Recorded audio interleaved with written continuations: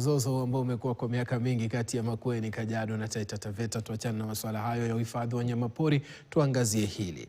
Uchimbaji na uchotaji holela wa mchanga kutoka mitoni husababisha kupanuka kwa mito, uharibifu mkubwa wa kimazingira na kijamii, ikiwa ni pamoja na kumomonyoka kwa kingo za mito, uharibifu wa miundombinu ya serikali kama vile madaraja na mabadiliko ya mkondo wa maji yanaleta mafuriko katika nyanda za chini. Kama Steven Nzioka anavyoeleza, kaunti ya Makueni ilipiga marufuku uchimbaji na usafirishaji wa mchanga wa kibiashara ili kulinda mazingira mwaka wa 2015, na sasa matunda ya uhifadhi huo yanaendelea kuonekana. Maeneo haya chini ya mlima wa Kulu, eneo bunge la Kilome, miaka 10 iliyopita yalikuwa maeneo ya vita kati ya makundi ya kuzuia uchimbaji na uchotaji wa mchanga na wale waliunga mkono biashara hiyo. Lakini kwa sasa mito iliyokuwa imekauka ina maji, kilimo kinaendelea. Hali ikithibitisha umuhimu wa kuhifadhi mchanga ili kurejesha uhai wa mito. Kama mboga kama cabbage, kuna zile soko napelekanga Sultan Namud, Kaskeu na Emali. Huko ndio na usanga na saa nyingine Malili Salama. Kwa wengine, kutokana na uhifadhi wa maji chini ya ardhi na kuzuia uharibifu wa mazingira ni faida kwao, kwani wameanza biashara ya kuchota na kuuza maji kutoka mitoni ili kujipatia kipato cha kila siku. Wakati haikuwa tulikuwa tunaenda mbali kutafuta maji kama kilomita 10 hivi, unapata mtu anachota mitungi 5 kwa siku. Lakini wakati ilijengwa, biashara imekuwa rahisi. Napata kuoja vyombo ni rahisi. Mteja akikuja kunawa mikono ni rahisi. Pia kuoga unapata kwa urahisi. Lakini kitambo ilikuwa unapata kuoja vyombo ni vigumu.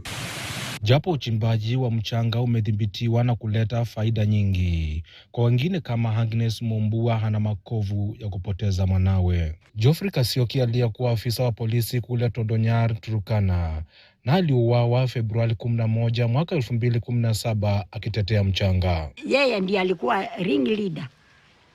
Akafuatwa nao watu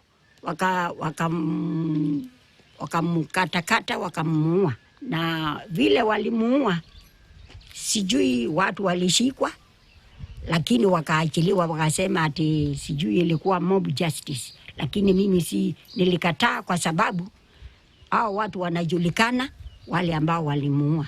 Agnes, ijapokuwa na uchungu wa kumpoteza kifungua mimba wake, anaelezea furaha yake kuwa wakazi wana maji na chakula. Mimi nilipoteza mtoto yangu, the first born.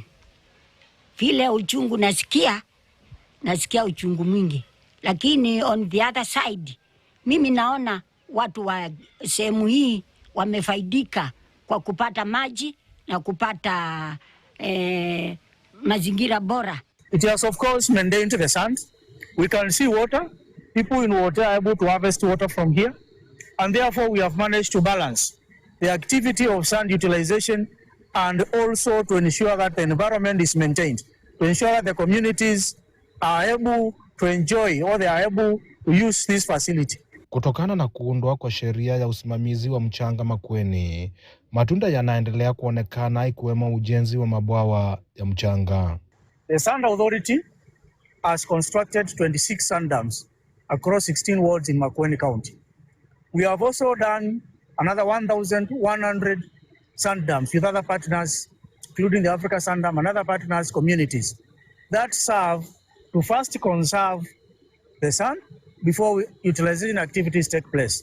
Steven Nzioka, KTN, Makueni.